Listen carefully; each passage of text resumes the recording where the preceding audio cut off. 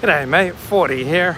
So Rustin asked me in my last stream, and you still trust the New York Times, Luke? And I was reading from a news report that Capitol Hill police officer Brian Sicknick, according to his autopsy, died of natural causes of blood clots causing 2 strokes. And it wasn't because he was being sprayed by noxious gas or being beaten over the head by a fire extinguisher by the January 6th Capitol Hill riots. He died of natural causes. So Rustin said to me, and you still trust the New York Times? So let's unpack that, as the elites like to say. So I think every smart person understands that every mainstream news media outlet that gives you sports results is going to be pretty accurate, right? So the New York Times tells you that the New York Mets split a doubleheader the other day. Times is likely telling you the truth, because you'll get the same information on ESPN or CBS Sports or the Los Angeles Times.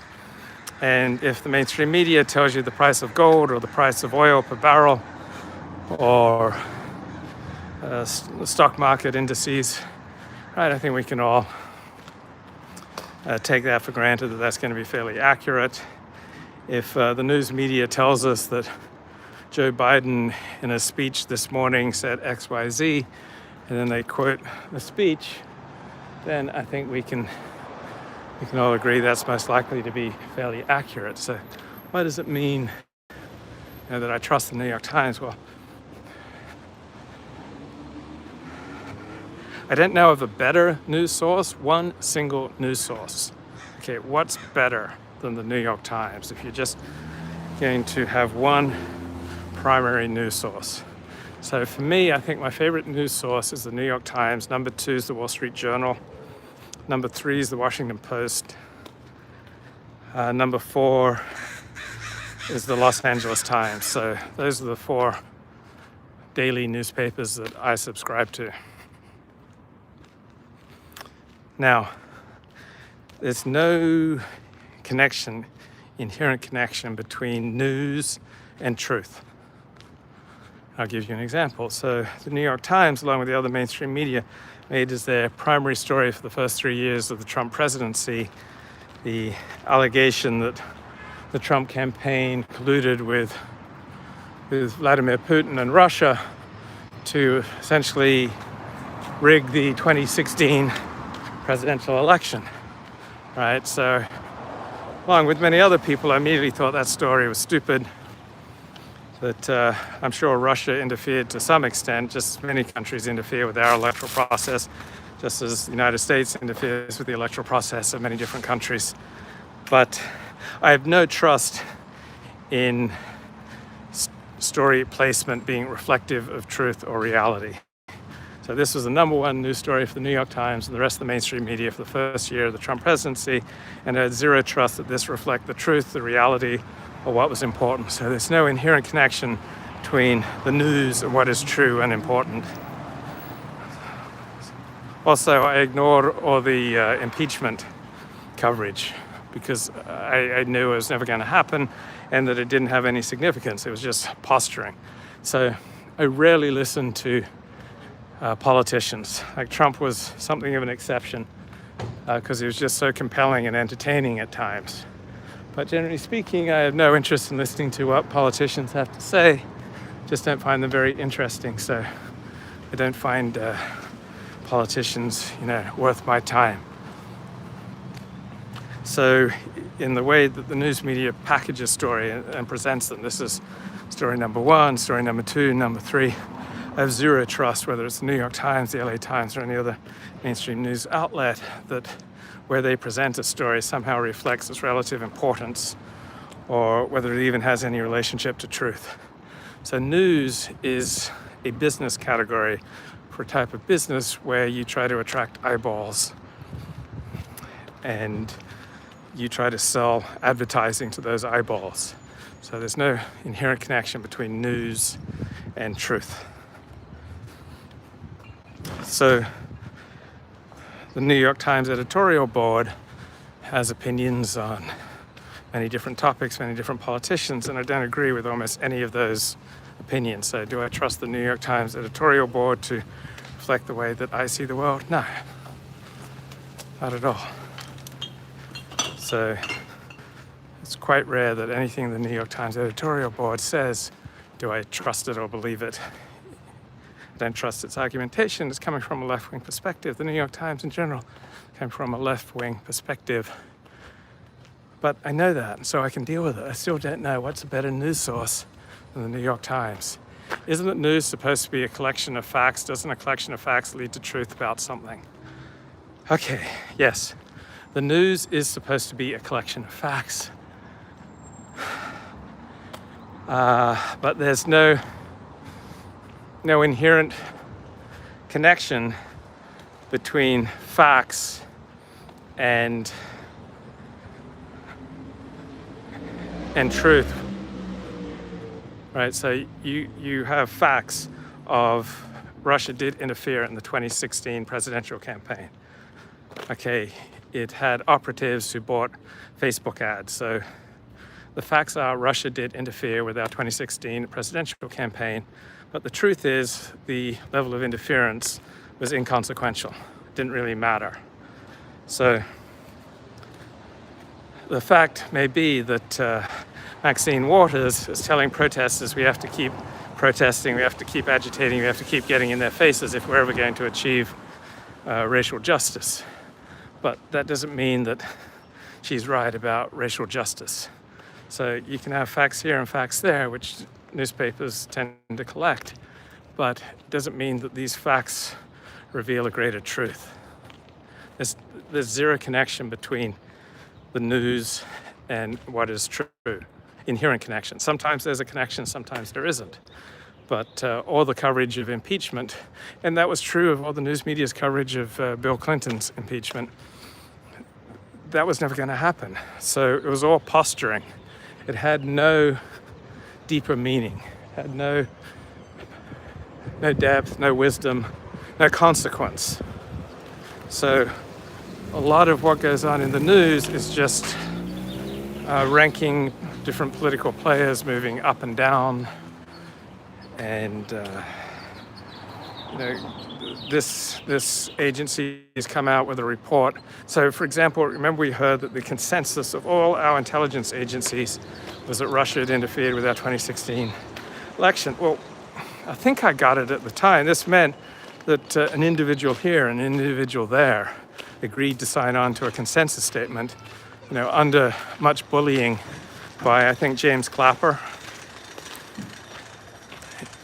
I mean, it was obvious at the time. This doesn't mean that all intelligence operatives from the CIA to the FBI to the Defense Department's intelligence to all our different defense entities and intelligence entities and their operatives all agreed that Russia massively affected the 2016 campaign.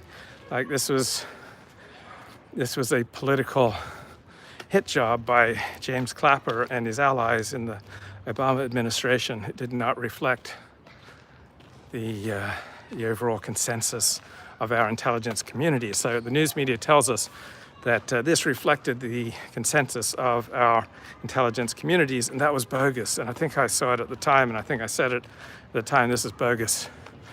So you'll also hear, 80% of police chiefs want more gun control, or something like that.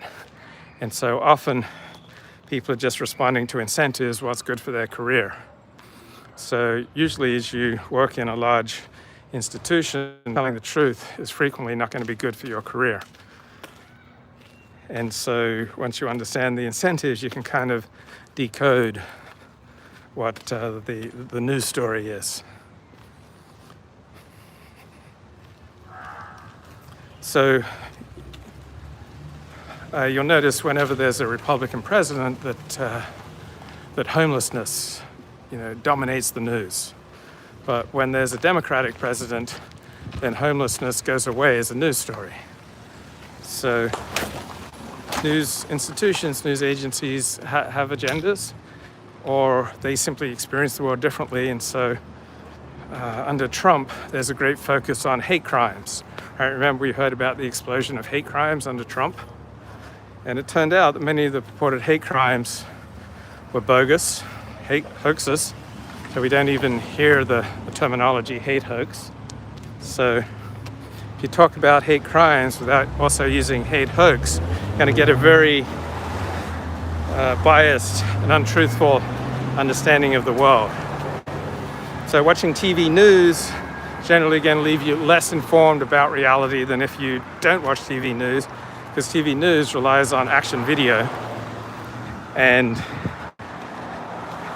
what's visually appealing and exciting to make the TV news is not so likely to be factually important or to be of significance. So I know that about 80% of the people who write op-ed columns for the New York Times are on the left. So I'm rarely going to agree with them. But even among all these leftists, I know that some much more likely to say something interesting and important and profound and wise than others. So I never expect to encounter wisdom or depth from Michelle Goldberg or Charles Blow. But I often get it from Thomas Edsall. So Thomas Edsall writes a weekly New York Times column, and it is great. It is a lot of reporting, a lot of work goes into it. And yeah, it's a left-wing perspective, but there's often a ton of wisdom and depth, new ideas, new perspectives. But what sells the New York Times, it's moved from an advertising model to a subscription model. What gets people overwhelmingly to subscribe to the New York Times, what people most want to pay to read, are op-eds denouncing Republicans and making the case for Democrats. So I understand that institutional bias. So I'm generally skeptical of the op-eds, but I consistently find interesting articles in the New York Times. Now, I don't trust that their news placement reflects reality or truth or wisdom.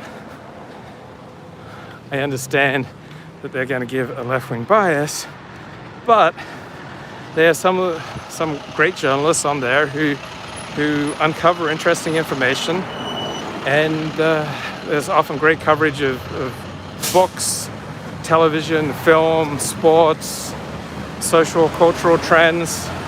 I don't read much of their New York Times play-by-play coverage of politics. But I like their culture coverage, this coverage of personal stories, the coverage of YouTube sometimes is quite interesting.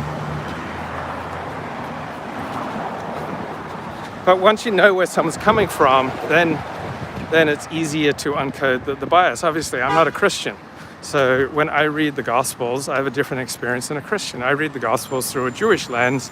So I feel like when you know the ideological tendency of a writing, then it's easy to detect those parts of the writing that go against what biblical scholars call the tendency. So I know the New York Times has a left-wing tendency. When it reports things that go against the tendency, then that I can seize on, because they're not incentivized to produce things that go against their left-wing tendency, just like the Gospels is not incentivized to produce things that go against its own ideological tendencies. So whatever the writing is, whether it's the Bible or it's a philosophy paper or an academic paper, I feel like once I can simply establish the tendency, then I can decode that in the essay that goes against the tendency is most likely to be true. Because we all tend to have ideological commitments, and if we're going to go to the bother of writing a paper or a book, we usually want to make a point, or if I'm going to make a live stream, right? And I want to make a live stream, I think about who my audience is. So my audience is about 80% men, 25 to 49. Overall, my audience is about 98% men, period. 95% of my audience is between 25 and I think 60 men, and overwhelmingly right-wing. So that's my audience. Then think about what do I want my audience to take away? Like, what's the point? Like, what's the point of my doing this live stream? And so I wanted to elucidate on what it means to trust or not trust a news source, and in what circumstances does one trust a piece of information. My thinking was provoked by Rustin's question in the chat, and I think you saw in the last stream. I was triggered, I was provoked. So I wanted to wrestle with that, get some clarity. And so often you do a live stream, you get a spontaneous question, you don't answer it as well as you would like. So I want to go on the record and get down my thinking with more clarity and depth. So I have a point to make. What does it mean to trust information or a news outlet, and in which ways does one trust it, or what ways do I not trust it? What are the signs of something that's trustworthy to me? So a sign of something that's trustworthy when it goes against the ideological tendency of the institution or of a particular piece of writing. Leaving out or emphasizing certain facts to fit a narrative is much different than fabricating supposed facts. Yes, it is. So the New York Times does not fabricate very much, because that would destroy the institution. Just like hospitals, so you hear a lot of nonsense that hospitals are deliberately overstating, COVID deaths so that they can extract more money. And if a doctor or a medical administrator or a hospital was caught doing that, there would be enormous repercussions. Like, it would destroy them. It would end their career. The repercussions are so enormous that I'm highly skeptical of claims that medical institutions and doctors are overstating COVID deaths to get money. And it's not only like COVID deaths that get medical institutions money. Like, medical institutions get money for various death diagnoses. Death certificates are taken very seriously throughout the industrialized world, because societies have a very strong incentive to understand what causes someone to die. So death certificates are pretty reliable sources of information once you understand the care, the expertise, and the incentives that go into compiling them. On the other hand, projections about flu deaths are not based when the CDC says between 18 and 63,000 people died of the flu in 2018. I'm just making up those numbers, but that's how the CDC releases it. These are projections. They're not based on death certificates, right? They're wildly, they're wild guesses. There's absolutely no comparison between that and the way the CDC compiles COVID deaths, which are based on death certificates. So you will rarely find the New York Times fabricating information, or any professional journalist fabricating information, because that will be the death knell of their career. On the other hand, with outlets like the New Yorker, they will use certain literary techniques. So they may place, as I was talking about in the show last night, they may give you like a 4-paragraph monologue as taking place at a restaurant when it really took place over 3 months of interviews. Once the latter happens, it's hard to trust anything that isn't personally experienced. Once someone fabricates, it's hard to trust anything. Why? You're a flawed human being. Why do you expect everyone else to be perfect? There's no perfection out there. I mean, if you're a Christian, you believe in the perfection of Jesus Christ. But other than that, there's no perfection in this world. Everybody's flawed. Everybody makes mistakes. Everybody has agendas. So why would you hold other people, other institutions, to much higher standards than you hold yourself? Think about the times that you have fabricated. Think about the times you have lied. Think about the times you have manipulated people. Think about the times you've screwed people over. Think of the times you've been an asshole and a dick. Think of the times you've been, you've ghosted people. Think about the times you've unnecessarily hurt people. And then why would you expect, other people to consistently operate on a much higher level than yourself? Once you simply come to terms with your own fallibility, all the times that you have wounded people, the times that you've done shoddy work, when your mistakes have harmed others. Like, haven't you ever borrowed something and damaged it and tried to hide it? Haven't you ever done something wrong and tried to hide it? Haven't you ever been called to account for bad behavior and then tried to lie or manipulate your way out of it? Haven't you ever had the experience of your carelessness hurting innocent people?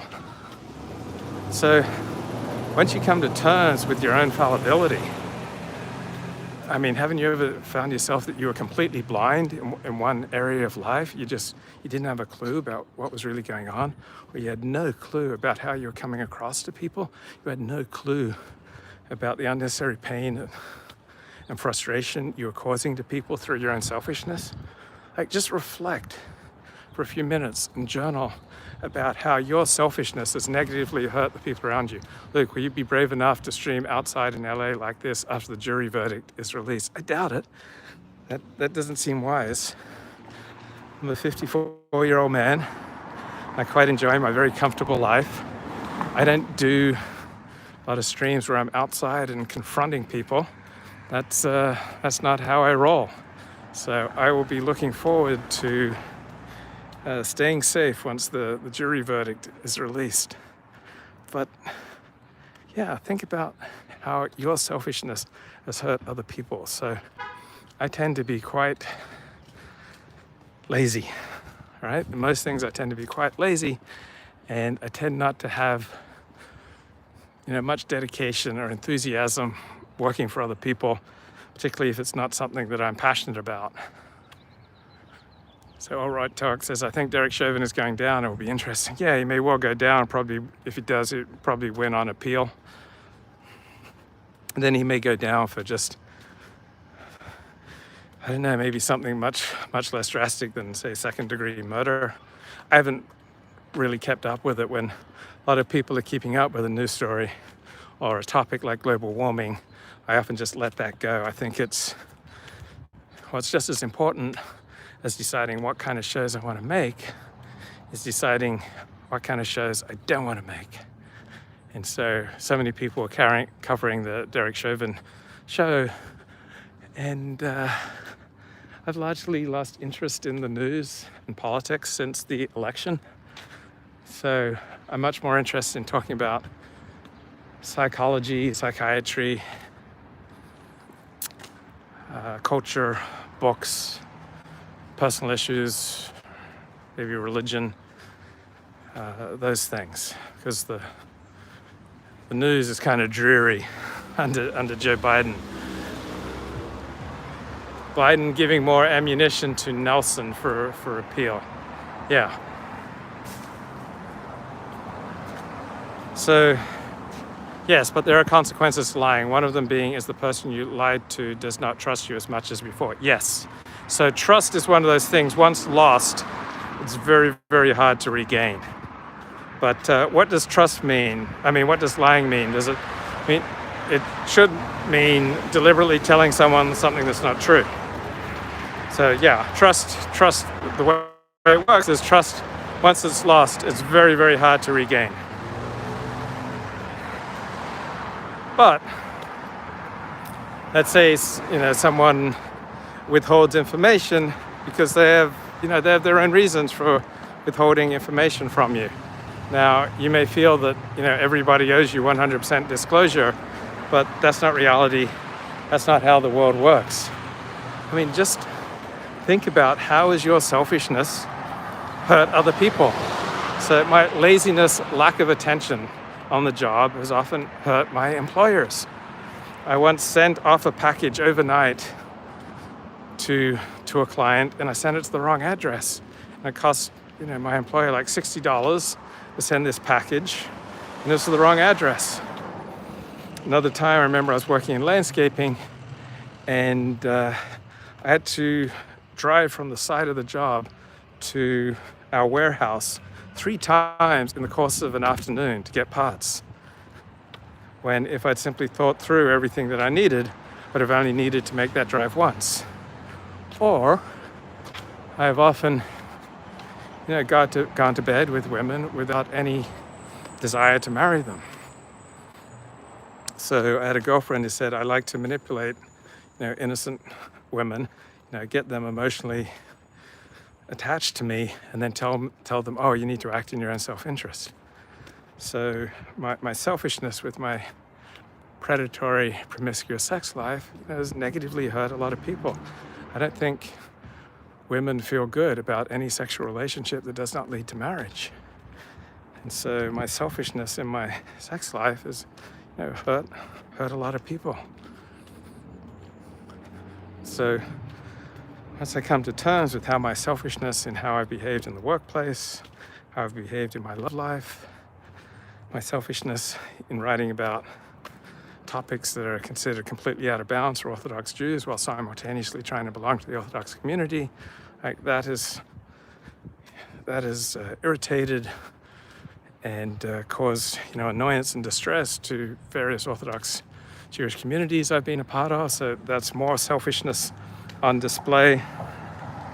I've gotten things wrong in things that I've said on live streams or in my blog posts that have caused people great distress. So I was careless. I didn't sufficiently fact check what I was saying. I was maybe hyperbolic, overstated a case, that I didn't put things in proper context. How can I learn to manipulate innocent women and get them emotionally attached to me? There's a price to pay for that, my friend. You don't really want to go there. But yeah, just coming to terms with how does my selfishness hurt people around me, that gets you into reality. It's a wonderful question to get into reality. I think that many would like Derek Chauvin to get off so that there will be anarchy. People like drama. Yes, people like drama and excitement and the feeling of significance and feeling alive. So many people only feel alive in times of great drama. So generally speaking, people of high achievement, they don't like drama because drama gets in the way of them achieving anything. But people who aren't achieving, who aren't building an honorable life, they often love drama because drama fills their soul. My YouTube commenting is betraying my employer, I guess. Not necessarily. I'm sure you can come up with selfishness in the way you conducted yourself aside from your YouTube commenting. So you're using a fake name. There's no easy way to connect your YouTube commenting with your employer, but just think about the sharpest, most accurate criticisms that you've ever received. I mean, think about any pain or anxiety you've caused your family, or people you've dated, or your friends, or strangers. I mean, we all should be able to think of how our selfishness has hurt to said others. You used to distress your co-host Kevin Michael Grace by referring to him as English. Yeah, so that's not a big deal. So when we talk about this, how's my selfishness hurt other people, a lot of people immediately go to, oh, I've gossiped. But we actually rarely hurt people with gossip. So let's say you talk to a friend and you say, 40 is completely delusional, 40 is grandiose, 40 makes a lot of crap. I wish 40 would put more emphasis on quality rather than quantity with his live streams. Like 40's a loser, 40's an incel, 40's a selfish prick, 40 is rude, 40 is reckless. Like any of those comments, it doesn't hurt me at all.